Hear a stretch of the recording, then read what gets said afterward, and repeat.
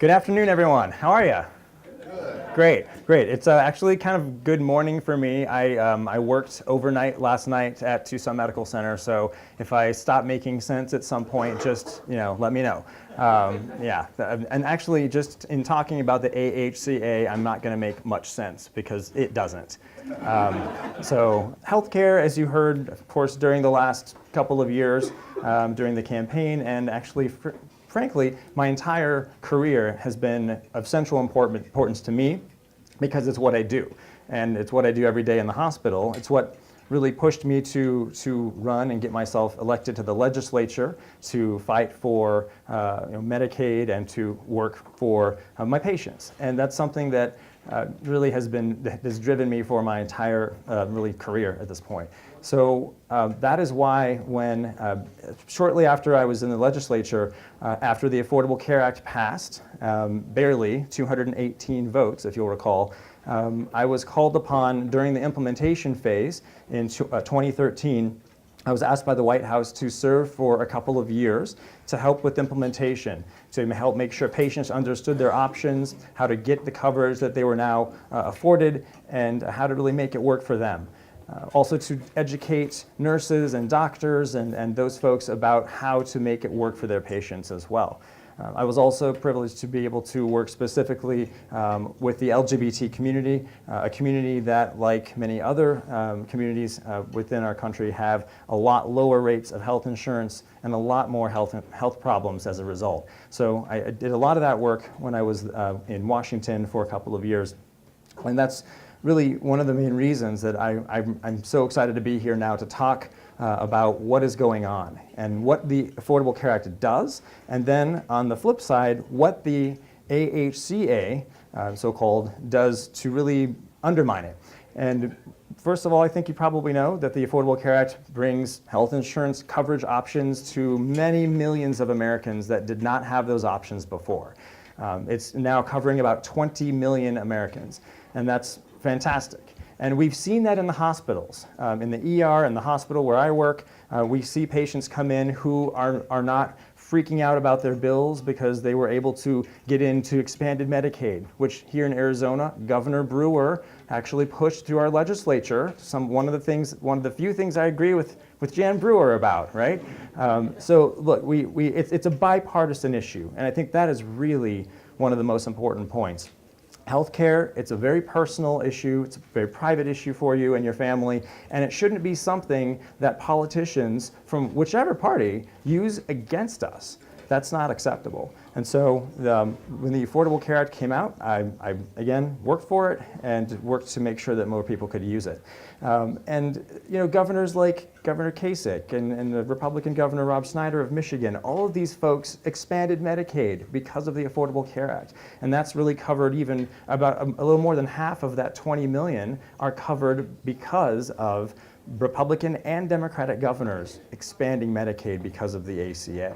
And that's extremely important. The other thing that it does, of course, is makes those health insurance marketplaces, and that's to allow folks like me, I happen to be on it, but lets folks get into an insurance exchange where they won't be forced to pay ridiculous premiums. That was the goal. They're obviously going up, which we don't like. But that they're a lot better than they would have been had we not had the Affordable Care Act in the first place. So it's those exchanges, again, they can't discriminate against people based on pre-existing conditions. They can't tell you, oh, you have high blood pressure, I'm sorry, you can't get on this at all, or you're going to have to pay 6 times more than somebody without high blood pressure. Those are pre-existing conditions, and that's another very important thing that the Affordable Care Act did for all of us. And that is to tell insurance companies that you don't get to use us just for profit. You have to sell all of us insurance, and you can't charge somebody 6 or 7 times more because they're 50 or 55 years of age. Okay, you can't charge someone more because their 12-year-old happens to have asthma and needs inhalers. That wasn't that kid's fault, right? Or someone develops a lymphoma, they're uninsurable. That's ridiculous. So that's where we were at back in 2013 and before, and that's where we could end up again because of the I don't even remember the AHCA. Real creative. They added one letter. I mean, come on. That's actually not true. If you remember from many years ago, the ACA is truly PPACA, which is a little minutia, but it's the Patient Protection and Affordable Care Act. And I do think it's important to add those two letters back to the ACA, because patient protection from what?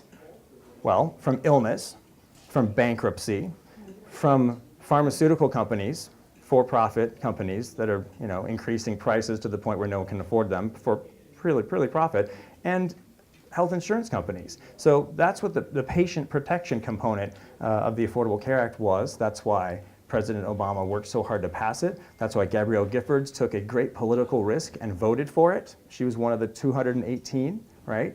And so did Ann Kirkpatrick, and she lost her job, right? Ann Kirkpatrick voted for this law in 2010, and she lost that year. And so did Harry Mitchell up in Tempe, as a direct result of this. And I want to highlight that because that is political courage. When you know that what you're doing may irritate so many folks that may not understand the law yet, that so many independents or Republicans or Democrats are going to be frustrated with you because of this law, they're going to vote you out of office. You are voting to basically fire yourself potentially. But it's the right thing to do for the people you represent, and you take that vote. That's political courage. And I think people like Gabby did that. She only won by 4,000 votes that cycle. Remember that? Jesse Kelly. I was going to say that, he's a very, very bizarre, unstable person. But then again, I have to check Twitter for who we're at war at every morning. So and I'm telling you, foreign policy by Twitter is awful. I will say, as one quick aside, I felt this great weight lift on Friday when Air Force One took off. I was just like, okay, just for a few days, I'd be just a few days without all that. It'd be great. Sorry, back to healthcare. So political courage, voting to expand healthcare and to help people, even though it's going to potentially get you fired, right? And that's something that I think we've grown to expect here, because that's the examples we've seen. Not what we have now, and that's what I found really so striking, that you would take someone's healthcare coverage, someone's, again, personal, private issues with their doctors, with their nurse practitioners, and put that on, the chessboard. Use that as a political ping pong, and do something like Martha McSally, who voted for the AHCA. And not only did she vote for the AHCA, which amazingly, while the ACA is covering about 20 million people, the Congressional Budget Office, which is a nonpartisan entity that looks at the various bills and says what they're going to cost and what their impact will be, the CBO actually says, hey, the version of this bill from like 3 or 4 weeks ago, because they haven't analyzed the one that passed yet, looks like it might throw about 24 million Americans off of their health care over the next decade. Just wanted to let you know. So now, I think to most of us, that would be a huge alarm bell, right? Whoa, wait, we may need to reevaluate because we keep telling everyone it's going to make healthcare the best ever, but it seems to actually be throwing 24 million people off of healthcare, which is more than are actually benefiting from the ACA now. It's pretty amazing. But no, the solution was, in this case, to vote to redo the AHCA, to amend it so it actually reduced the protections for pre-existing conditions. So basically, you can get 30% higher premiums and a variety of other penalties if your coverage lapses. That's basically what it is. So you can still be really in trouble if with regard to pre-existing conditions now as a result of this amendment. And the GOP-controlled Congress, the House, passed it. I believe it was 217 votes. They one more vote than they needed. They got it across the finish line there, and they're before they could analyze it. So we don't even know how many more millions of people are going to be knocked off of healthcare. We have no idea what it's going to cost the taxpayers or what it's going to do to the budget. And so instead of waiting for that information, they pushed it through so quickly that not only did none of their members read it, but we have no idea what it's going to do, and neither do they. So that's unfortunately where we're at. And again, it's just such a terribly cynical political gimmick. I'm hopeful that the Senate will not pass it? I think it probably won't. You have some senators like Rob Portman in Ohio and some others that are saying, hey, we kind of like Medicaid expansion. It's bringing billions of dollars to the state and helping, hundreds of thousands of our people. And you had Jan Brewer right here, former Governor Brewer, come out during the AHCA debate and actually say, yeah, this is pretty crappy.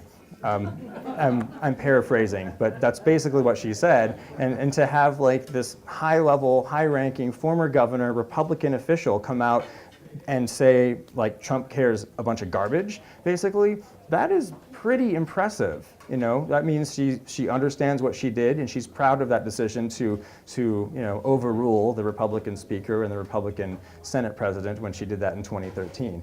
So look, I want to spend most of this time hearing your questions and answering them. So I don't know how long that was. It had to be at least 7 or 8 minutes. So I would, instead of spending 20 whole minutes talking at you, which is really, it does put everyone to sleep, sometimes me, I would like to hear from you. So I would like to now sort of push us into that Q&A. And again, I will repeat your questions. Please remind me to if I don't. And then I will answer them as succinctly as possible, but I am, still a bit of a politician, so I tend to ramble. There are definitely some issues with the Affordable Care Act, and that is in a lot of the marketplaces, there's not enough options, and that can make it difficult to get competition, to keep those premiums lower for people. So that I would like to get more competition in there. I think the lack of a public option, really underwritten and supported by Medicare, I think that would really help.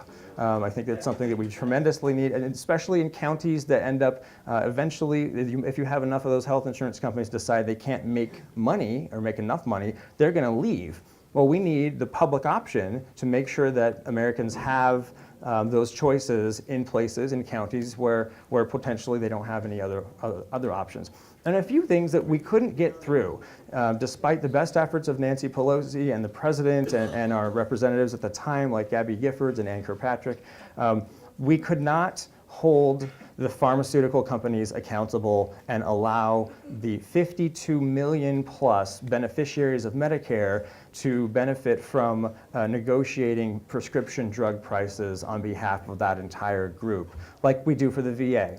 We have about 3 million veterans that benefit from the VA hospital system. They negotiate the price of metoprolol, the price of whatever statin you may be taking. They can sit, and if a company wants too much to charge too much, the entire VA formulary will just shift from one statin to another statin. So that's amazing, and it saves taxpayers billions of dollars collectively. Think about that, 52 million plus Americans having that kind of negotiating and bargaining power versus AstraZeneca and Pfizer and all that. That would save so much money for the taxpayers, and it's something that was in one of the drafts of the Affordable Care Act that we couldn't keep because unfortunately, we have to take some credit for this.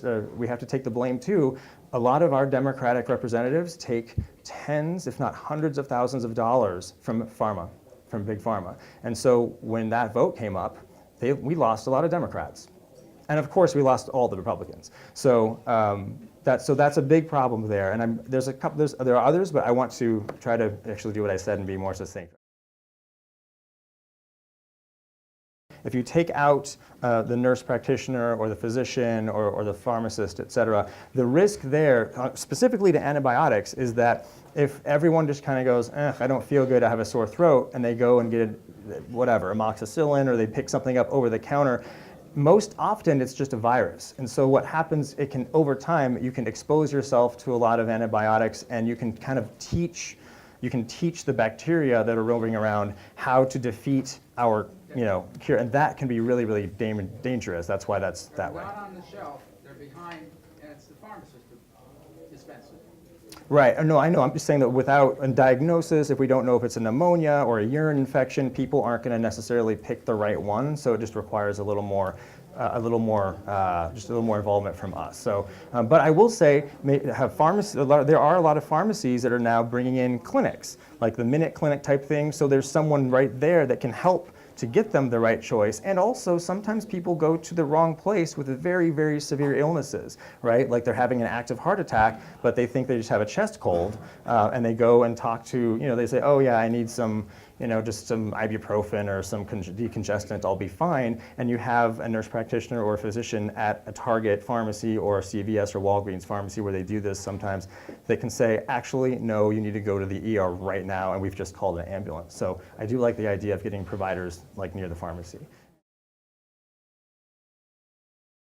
It actually is a massive tax cut. It's pushing close to $1 trillion. It was over 800 billion, as I recall. And that goes to the top 0.1 and 1% earners. And I will do a little quote from Rachel well, it's just the facts, but Rachel taught us the other day that for the top 0.1% of the country, many of whom, like Bill Gates and Warren Buffett, are saying, don't give me tax breaks, make better roads, make better schools, like fund the universities, stop polluting, all these other things. But yeah, the top 0.1% will stand to gain about almost $200,000 each.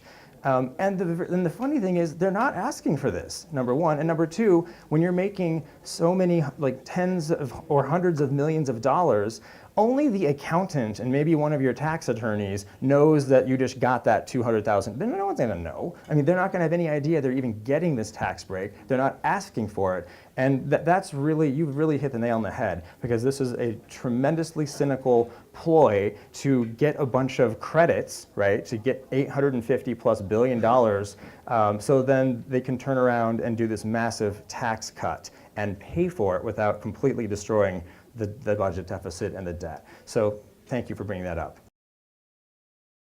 Secretary Price can do a tremendous amount administratively to really make it difficult for the Affordable Care Act, because the CMS, Center for Medicare and Medicaid Services, that was the entity within Health and Human Services that does a lot of the implementation work, make sure that those marketplaces are working well and have enough options and all that. And when you have an administration that is very antagonistic to the entire concept, then there's some issues. Now, there's some pressures on the other side, though, and for the time being, there are private health insurance companies sufficiently on the exchanges, and they are making money, or at least not losing too much money, and they want to stay on those exchanges.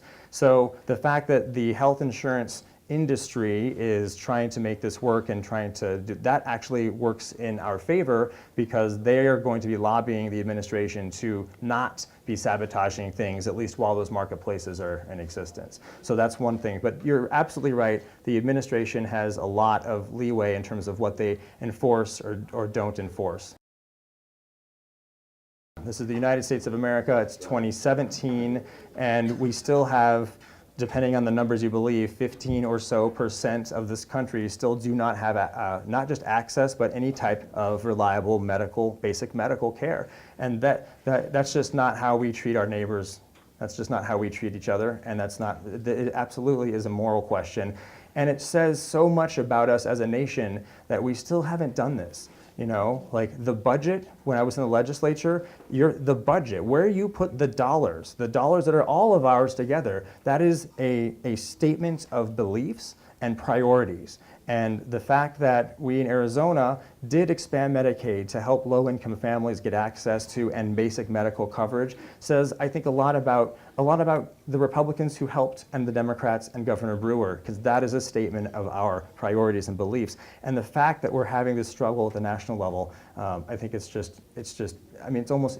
inhuman, it's indecent to use health care like this to threaten to take it away from people to make a political point.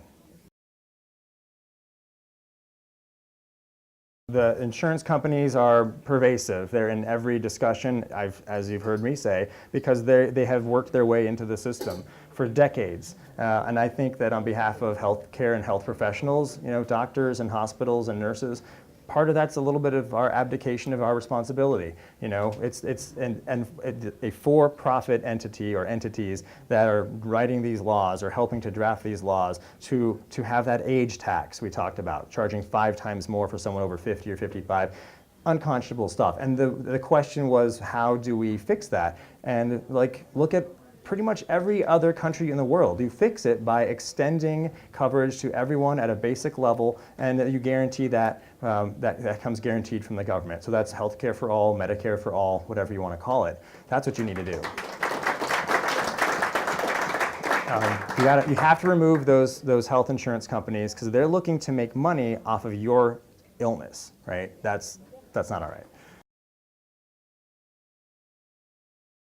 So the point is with regard to the pricing for, in this case, durable medical equipment, a wrist brace, being much cheaper at a pharmacy than what insurance companies or what your providers bill Medicare for. And that's something that actually I saw a lot of at HHS, Health and Human Services. CMS is trying, the Center for Medicare and Medicaid Services, works diligently every day to find situations like that where those prices are not set at a good place.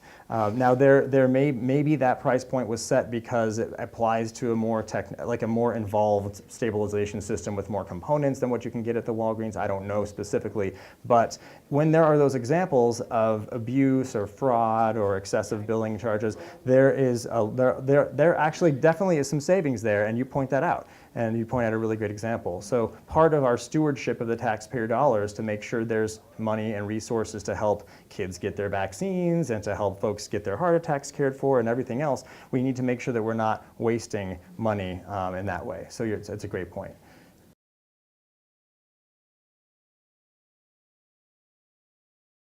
No. And that's why, yes, so great. It's not. And that's why it's such a struggle. Like, that's why when the Republicans picked up this burning hot potato, I mean, the Democrats are still scarred from trying to do really good things with healthcare within the confines of that for-profit system because of the pharma and, of course, the health insurance companies, which have that death grip on the system. And to do that, 63 or 64 Democrats lost their seats for trying to make improvements and to help more people get care, because someone has to pay for that. And so, look, corporations, especially ones that are moving their headquarters offshore to avoid taxes, I'm a fan of taxing those. I'm a fan of taxing people that are so wealthy that they don't know that they get a $200,000 tax credit back. We have to do that. That is absolutely necessary. We have to do that, and we have to extricate them from the policy. When you do, it becomes very easy because most other countries have a hybrid system. They have a Medicare type system for everyone, and they'll have some other secondary systems, some private options that people can pay extra if they want to, but it's not a requirement. But everybody gets that care.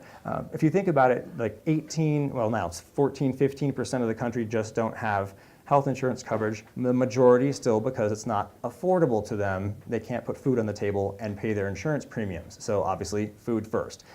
Now, how in the world do you set up a for-profit system to provide expensive health care to people that can't pay for it? If you own a lawnmower store, which is a little weird for Tucson, but we have some grass here, and 20% of your customers just need lawnmowers, that you have to give them lawnmowers, but they don't pay for it, how can you keep your lawnmower store open? It doesn't make any sense. And so no, there's not a great for-profit option for solving this problem, which is why it's such a struggle for our GOP friends.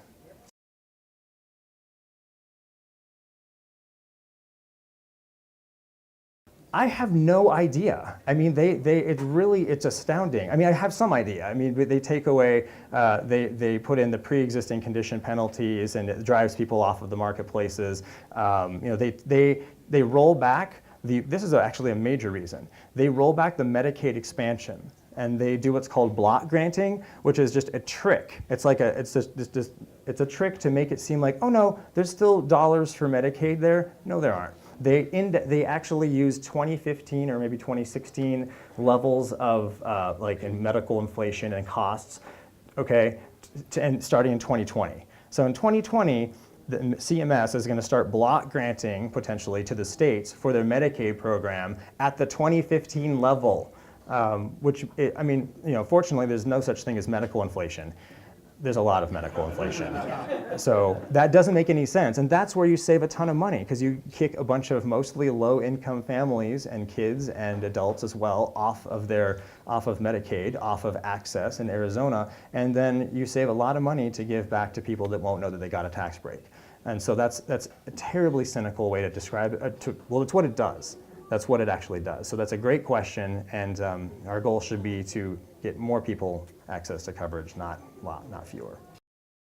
Right now, in like your typical clinic, an office with a few docs maybe, you have to have 3, 4, 5 people running around figuring out, okay, you have Aetna, thus and such, that blah, blah. I mean, there's like 70 plus different plans. They change their rules every year to squeeze a little more money out of the system, right? And so like it is so, it's expensive for hospitals and for health providers to pay for the staff just to decipher all of the private insurance billing stuff, right? So that right there, not that I'm trying to get rid of employees, but I guess in a way that would get rid of some, but having, that is a big deal. Having all of that staff dedicated to just figuring out how to bill, where to bill and all that, that's a big amount of expense. But of course, the marketing and all the other things that we talked about. So getting a system where basic medical care is guaranteed centrally, right? And most of it is, a lot of it is, right? Medicare. If you happen to be incarcerated at the state or federal level, you will, the 1 million, by the way, of us that are,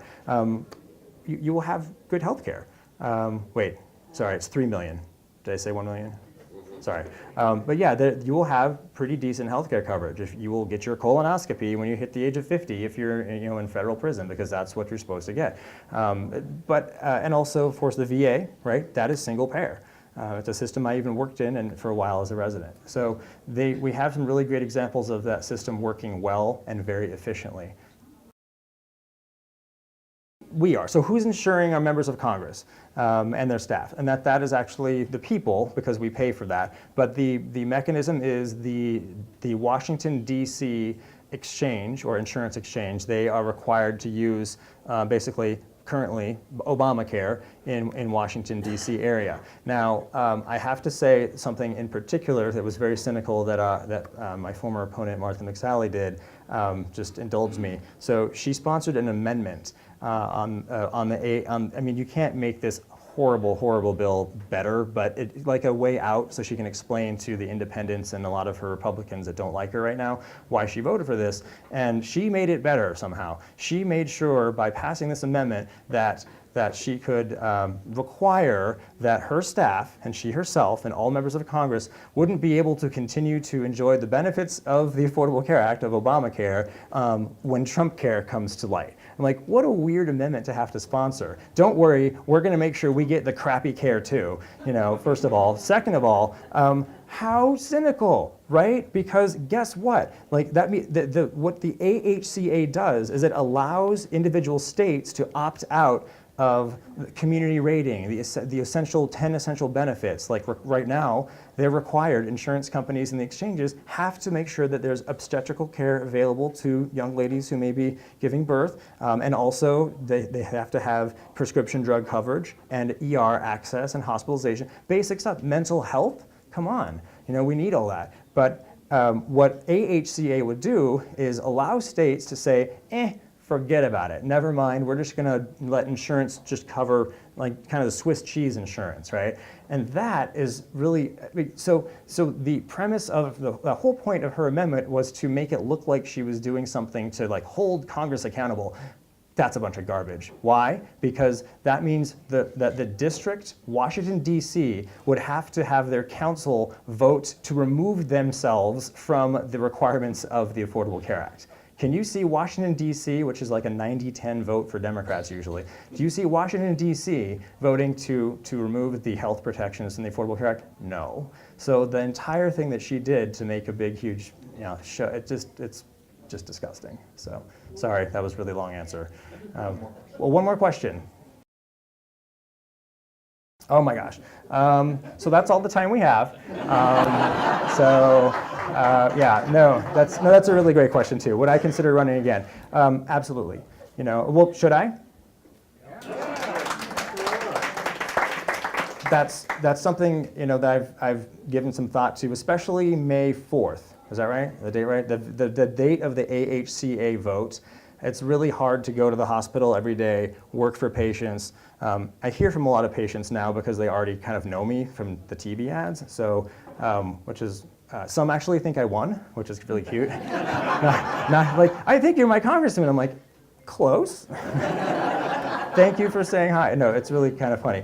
But no, a lot of people talk about political stuff at the hospital, which makes me kind of uncomfortable, right? I'm there to make sure you stop vomiting blood, or that we make your heart not explode because you're having a heart attack. That's what I do in the hospital, and to have patients come in one after another after another. Actually, I had this adorable 90-ish-year-old lady stop me in the hallway. She wasn't my patient, but I was walking through the ER, and gown, flapping open there. She was being escorted to the restroom by one of our nurses. She stops the nurse, and she's like, "You ran for Congress," in the middle of the hall, like half naked, just wanted to talk to me. Like, I'm like, "You, ma'am, need to get to the restroom."